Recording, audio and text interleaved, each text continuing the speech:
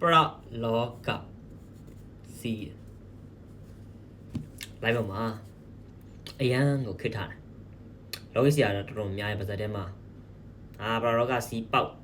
pra loga si bạo pra loga si bạo tụi mình lại anh bé mình làm à cho nó cái đó sẽ ra lên cho đại ở đó pra loga si rồi bà nàyအဲ့လိုစီးပေါက်တဲ့အတွက်ကြောင့်မလို့ကျွန်တော်တို့ရှိနေတဲ့လူသားတွေကဘာအကျိုးအမြတ်ကိုခံစားရလဲပြောမှဆိုရင်တော့ဘာအကျိုးပြစ်ကိုခံစားရလဲအဲ့တော့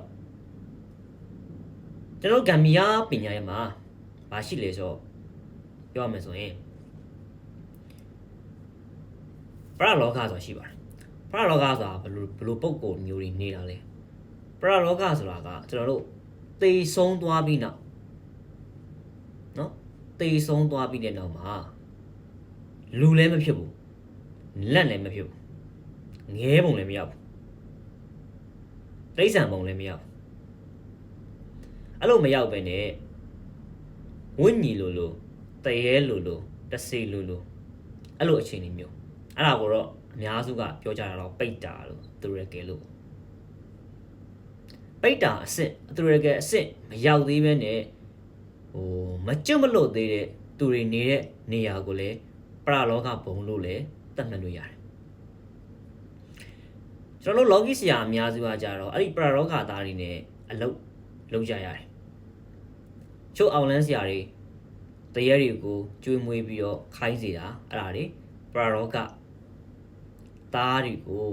ခိုင်းစေတဲ့သဘောပဲလို့ယူဆသတ်မှတ်လို့ရတယ်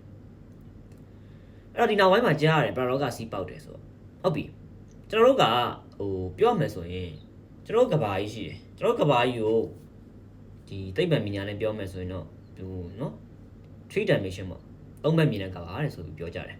အဲ့တော့မမြင်ရတဲ့လောကတွေရှိပါတယ်ကျွန်တော်တို့မျက်လုံးနဲ့မမြင်ရတဲ့လောကတွေအဲ့လောကတွေအကားလုံးမှာနတ်ပုံတွေပါတယ်ဝိဇ္ဇာပုံတွေပါတယ်အဲ့ဒီမှာလည်းပရလောကသားတွေနေထိုင်တဲ့ပရလောကဘုံလည်းပါတယ်ပြောချင်တာတော့ပါလဲဆိုကျွန်တော်တို့နေတယ်ဒီကဘာကြီးပါပဲနေတယ်အဲ့တော့ကျွန်တော်တို့ရဲ့အရှိကျွန်တော်တို့ရဲ့အိမ်ကျွန်တော်တို့ရဲ့ပတ်ဝန်းကျင်မှာလည်းအဲ့လိုရှောက်သွားနေတဲ့ပရလောကသားတွေရှိနေမယ်အဲ့လိုပဲသူတို့ရဲ့နေထိုင်ကျက်စားတဲ့ဘုံတွေရှိနေမယ်အချို့သစ်ပင်တွေမှာဆိုရင်ကက်ညှိပြီးနေကြတဲ့ပရလောကသားတွေရှိကြလိမ့်မယ်ချို့ဆုံးဘာပြောလဲဆိုတော့တစ်ပင်ကြီးတစ်ပင်မှာပရလောကသားတွေထောင်နဲ့ချီတောင်းနဲ့ချီကိုနေနိုင်တယ်လို့ဆိုပြီးတော့အချို့အစာတွေမှာလည်းပါတယ်ကျွန်တော်ရှောက်လာခဲ့တဲ့ဒီ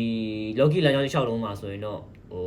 ကျွန်တော်မြင်ရတယ်ဆိုတာကကျတော့ဒီအပင်ထဲမှာအကြီးဆုံးကောင်တွေအကြီးဆုံးဆိုတဲ့အကောင်ကြီးတွေမြင်ရတာတော့ဒီအိမ်မှာတရေချောင်းနေတာတော့ကျွန်တော်သွားနေတဲ့လမ်းမတွေပေါ်မှာဒီတိုင်းပဲ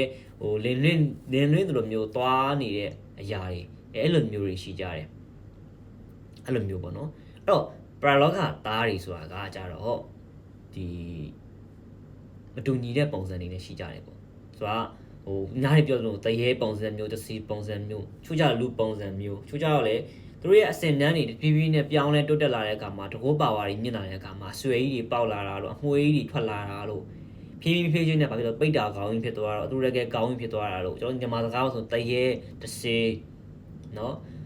တပတ်ဒီလိုမျိုးတွေအမျိုးဆုံးမျိုးပြောကြတယ်ပေါ့အင်္ဂလိပ်စကားလုံးမှာဆိုတော့ ghost တို့နောက်ပြီးတော့အဲ့ထက်နည်းနည်းဆိုသွားရင်တော့ဒီမကောင်းဆိုတာဒီဗယ်လို့ဒီမွန်လို့အဲ့လိုမျိုးပေါ့စသဖြင့်ပြောကြတယ်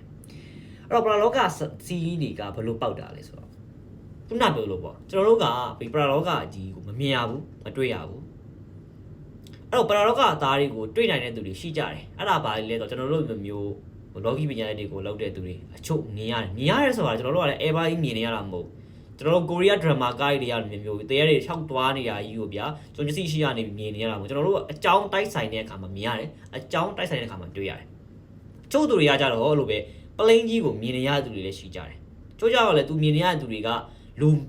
ချို့သူတွေကလူလိုပဲနေကြတာဆိုတော့ကြာပေါ့လူလိုပဲထင်နေကြတဲ့သူတွေရှိတယ်သွားလာလှုပ်ရှားနေရဝင်တိုက်မိသွားတာလူဝင်တိုက်မိတာပဲထင်တာကိုမသိလိုက်ပဲနဲ့ပရလောကသားတွေကိုဝင်တိုက်မိရတယ်ရှိတတ်တယ်အဲ့လိုပြောရချင်းကြောင်းကပရလောကသားတွေကကျွန်တော်တို့ရဲ့ဒီလူသားကဘာနဲ့ကိုအရန်နီးစပ်လုံးတယ်လို့ကျွန်တော်တို့ပြောချင်တာအဲ့တော့တခါတလေမှာဘာဖြစ်လဲဆိုတော့အဲ့ပရလောကမှာ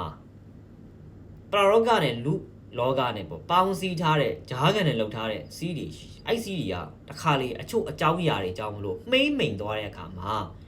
ဒီပရလောကသားတွေကကျွန်တော်တို့ရဲ့လူသားတွေရဲ့ဖြစ်စဉ်တွေကိုလာပတ်သက်လာတယ်ပူးတာတွေကတ်တာတွေလာနှောက်ယှက်တာတွေရှိလာတယ်တာမန်ပရလောကသားတယောက်ကလူတယောက်ကိုထိတွေ့ခွင့်မရှိပါဘူးတရေ6ခံရတယ်ဆိုတာလူတိုင်း6မခံရပါဘူးလူတိုင်းကိုလည်းသူတို့ပြလို့မရပါဘူးသူတို့ကကျွန်တော်တို့ဘေးနားမှာရှိနေတယ်ပေါ့ကျွန်တော်တို့ကဟိုတစ်ခါကြာရင်ဟိုစက်သိမ်းမွေးဝေးထားတာမျိုးလို့စိတ်ထဲမှာဟိုတရားရောက်ကကိုယ်စောင့်ကြည့်နေတာမျိုးလို့ဒီလိုမျိုးဖြစ်စင်နေပေါ့ဒါပေမဲ့ကိုဘေးနားမှာပရလောကသားတွေရှိနေခြင်းဖြစ်တာဖြစ်စင်နေအများကြီးရှိတယ်ကျွန်တော်အဲ့ဒါကိုတက်ဗီဒီယိုနဲ့ပြောပေးမယ်နော်တက်ဗီဒီယိုနဲ့ပြောပေးမယ်အခုပြောမယ့်ကိစ္စကတော့ဒါပဲအဲ့တော့ဒီပရလောကသားတွေကဒီကျွန်တော်တို့နားကပ်လာတဲ့ခါကြာရင်ဟိုခါကြာရင်ကျွန်တော်တို့ကဒီပရလောကသားတွေကိုမြင်ရတယ်သူ့မှာမြင်ရမှာပဲဆိုတော့အကြောင်းပြချက်ဘာအကြောင်းပြချက်မှမရှိပဲနဲ့ပရိကြီးမြင်နေရပရိကြီးတွေ့နေရတာချို့ကြတော့ဖြတ်ခနဲ့တွေ့တွေကအဲ့ဒီမှာစိတ်ထဲမှာလေဆိုပြီးလိုမျိုးလာတာချို့ကြဖြတ်ခနဲ့ကိုမဟုတ်ဘူးဒါပေမဲ့ဟိုပြက်သားကြီးတွေမြင်နေရတာမျိုးအဲ့ဒါပါလဲဆိုပရလောကသားတွေကကျွန်တော်တို့ရဲ့လူသားတွေရဲ့ဖြစ်စဉ်တွေအားလုံးလိုက်လံပတ်သက်လာတယ်လိုက်လံပြီးထိခိုက်လာတယ်တခုထူးဆန်းတာအဲ့ပရလောကသားတွေကကျွန်တော်တို့ဘေးနားမှာရောက်လာတယ်ကျွန်တော်တို့ပတ်ဝန်းကျင်မှာရှိလာတယ်သူတို့နဲ့ကိုရိုနီကဟိုတရားလဲလူမျိုးဖြစ်လာတဲ့အခြေအနေမျိုးကြီးဖြစ်လာတဲ့အခါကျရင်အဲ့ဒီလူတယောက်ကကန်နေဆိုးလာပါတယ်ကန်နေညံ့လာပါတယ်စိုးစိုးဝါးတွေဖြစ်လာပါတယ်ကောင်းတဲ့ကန်လေးတွေရုတ်ရော့လာပါတယ်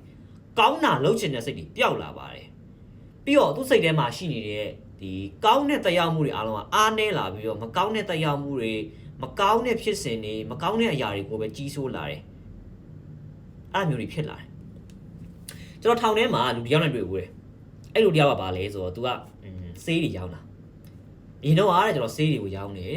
့ဆေးတွေကိုရောင်းတယ်ရောင်းတဲ့အခါမှာရိုက်မော့ဒီဟိုဆေးတွေကိုလည်းစပိန်ချင်းထဲမှာဒီတိုင်းနေမဲ့ထည့်ပြီးဒီတိုင်းသွားနေတာကိုရဲရမဖမ်းဘူးတဲ့ခါဖမ်းခဲ့ဘူးတဲ့ तू လောက်လာတာ तू မျိုးနဲ့ယူနဲ့လောက်လာတာပေါ့အမှလည်းကျွန်တော်ကလည်းသွားနေလာနေရင်းနေကျွန်တော်ဘာလုပ်လဲဆိုတော့တဲ့ဟိုဘယ်သူမှလည်းတင်ပေးတာမဟုတ်ပါဘူးလေကျွန်တော်ပေါ့နော်တဲ့ဒီသူ့ရဲ့အိမ်ရှိပါညာတွေမှာကဲကျွန်တော်ကိုစောက်ချောက်နေသူတွေရှိရင်တော့၎င်းဒါမှမဟုတ်လေကျွန်တော်ဒီဒါမကောင်းတာလုပ်နေတဲ့အကြောင်းမလို့ကဲဟိုဒီပန်ဝင်းချင်းမှာရှိတဲ့တဲတစီတွေသူ့စိတ်ထဲမှာတော့မဖဲဝါကြီးပေါ့နော်အမတော့မဖဲဝါကြီးကိုလေကျွန်တော်ဒါလေးတွေကျွေးပါတယ်ဆိုပြီးတော့သူကသူ့ရဲ့ဒီဂျိုင်းပေါ့နော်နှုတ်ဝင်စီနဲ့ပြောတယ်ပေါ့အဲ့လိုလုံးပြတဲ့အချိန်မှာသူကအဲ့လိုဘာဖြစ်လာလဲဆိုတော့အားရမ်းကောင်းလာတယ်ဆိုတော့ဗါလဲဆိုတော့သူစေးတွေအများကြီးရောင်းရတာမျိုးလို့အန်ဒီရီကင်းလာတာဆိုရဲရှိမှဖျက်လျှောက်သွားတာပေါ့သူမစစ်တာမျိုးလို့ပေါ့အဲ့လိုမျိုးတွေဖြစ်လာတယ်အဲ့ဒါနဲ့အဲ့လိုဖြစ်လာပြီးနောက်ပိုင်းမှာတော့ဘာဖြစ်စဉ်တွေဖြစ်လာလဲဆိုတော့ကျမ်းမာရေးမကောင်းတာဒီအိမ်မှာနေရတဲ့အခါမှာသူ့မှာရိတ်ခနဲ့တွေမြင်ရတာနောက်ပင်ပန်းဟိုတခါကျရင်အဲ့လိုအေးရနိုးလာရင်ဇောချွေးပြန်တယ်သူနိုးလာတယ်သူဘေးနားမှာတယောက်ရှိနေတယ်ဆိုတော့ feeling မျိုးတွေခံစားရတယ်အဲ့လိုခံစားရတဲ့ကြောင့်မလို့ဒါပေမဲ့သူ့ရဲ့စီးပွားလို့လက်လာပါတော့မပိတ်သွားဘူးအဲ့အရာတွေဖြစ်စဉ်တွေဖြစ်လာတာအဲ့ဒါသူကနေပြီးမှအတိတယောက်သူ့ရဲ့ဒီဘေးရင်ဆရာတယောက်ကိုသွားပြီးတော့ဘေးရင်သွားမိတ်လိုက်တယ်ဘေးတဲ့ခါမှာဘေးအိမ်မှာမကောင်းတဲ့အရာတွေရှိနေတယ်ဆိုပြောတဲ့ခါအဲ့ဘေးရင်ဆရာလာပြီးတော့အဲ့ဒီမကောင်းတဲ့အရာတွေကိုလာပြီးတော့နှင်ထုတ်လိုက်တယ်ပေါ့အဲ့လိုနှင်ထုတ်လိုက်တဲ့အခါမှာနှင်ထုတ်ပြီးမကြောက်ဘူးအဖမ်းခံလိုက်ရတယ်ဖမ်းခံလိုက်ရပြီးထောင်ထဲရောက်လာတယ်။ကျွန်တော်လည်းတွေ့တယ်။အဲ့တော့အဲ့ဖြစ်စဉ်ကဘာလဲဆိုတော့ပရလောကသားတွေက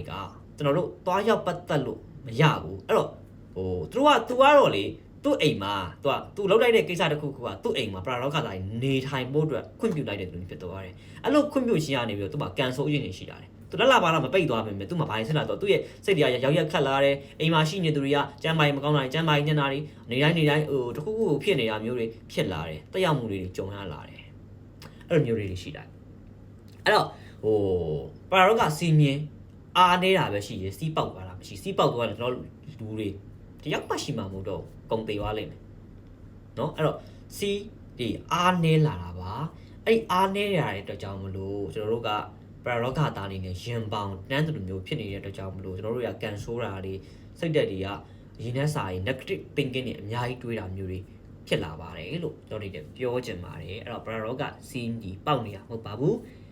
ပရလောကစီးကအားနေတဲ့အားနေလာတာပါပရလောကနဲ့ကျွန်တော်လူလောကကြားမှာချိတ်ဆက်ထားတဲ့စီးမြင်းလေးတွေမှိတ်မိန်လာတဲ့အခါမှာတို့တွေကကျွန်တော်တို့နားကိုရောက်လာတဲ့အခါမှာကျွန်တော်တို့တွေကန်နေဆိုးတာမျိုးတွေတက်ရောက်မှုများတွေဖြစ်တတ်တာတယ်